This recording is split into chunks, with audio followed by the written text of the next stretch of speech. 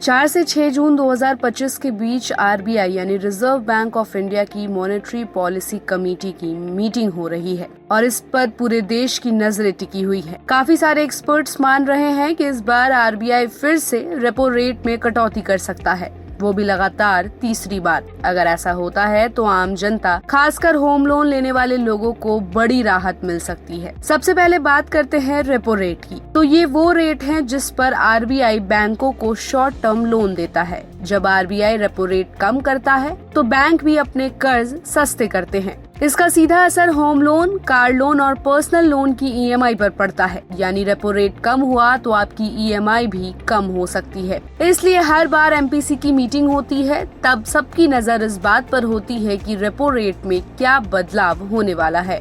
Market और economist दोनों ही उम्मीद कर रहे हैं कि जून 2025 की मीटिंग में भी 25 बेसिस पॉइंट्स की कटौती हो सकती है। इसका मतलब है कि रेपो रेट में 0.25% की कमी। पहले ही आरबीआई 2 बार रेट्स में कटौती कर चुका है और तीसरी बार कटौती की पूरी उम्मीद है।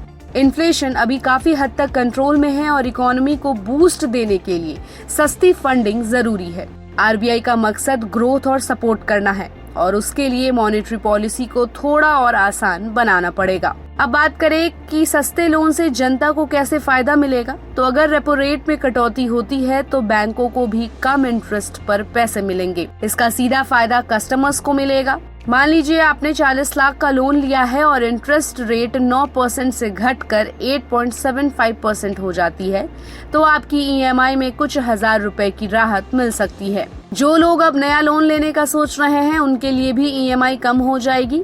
इससे कई लोग घर, गाड़ी या कोई भी जरूरी चीजें खरीदने का प्लान बना सकते हैं। छोटे और मिड साइज बिजनेस को भी राहत मिल सकती है क्योंकि जब लोन सस्ता होगा तो उनका इन्वेस्टमेंट बढ़ेगा और कामकाज में रफ्तार आएगी।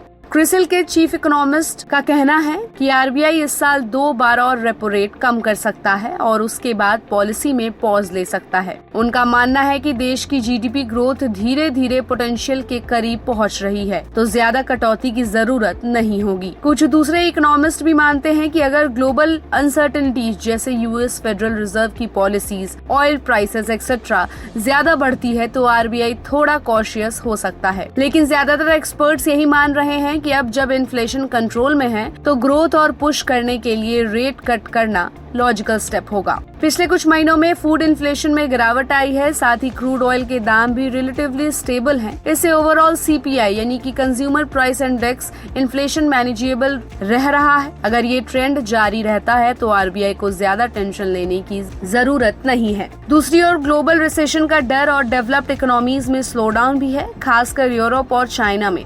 यूएस में भी फेडरल रिजर्व ने अब तक इंटरेस्ट रेट में कटौती नहीं की है, लेकिन आगे चांसेस हैं। इन सब फैक्टर्स को ध्यान में रखते हुए आरबीआई अपनी पॉलिसी बना रहा है। साथ ही साथ स्टॉक मार्केट को भी आरबीआई की पॉलिसी से काफी उम्मीदें हैं। अगर रेट कट होता है तो लिक्विडिटी बढ़ेगी और इन्वेस्टर्स को फायदा होगा। रियल एस्टेट सेक्टर में तो मानो रौनक लौटने वाली है। पहले ही कई लोग घर खरीदने की सोच रहे हैं और अगर लोन सस्ता हुआ तो हाउसिंग डिमांड और भी बढ़ेगी।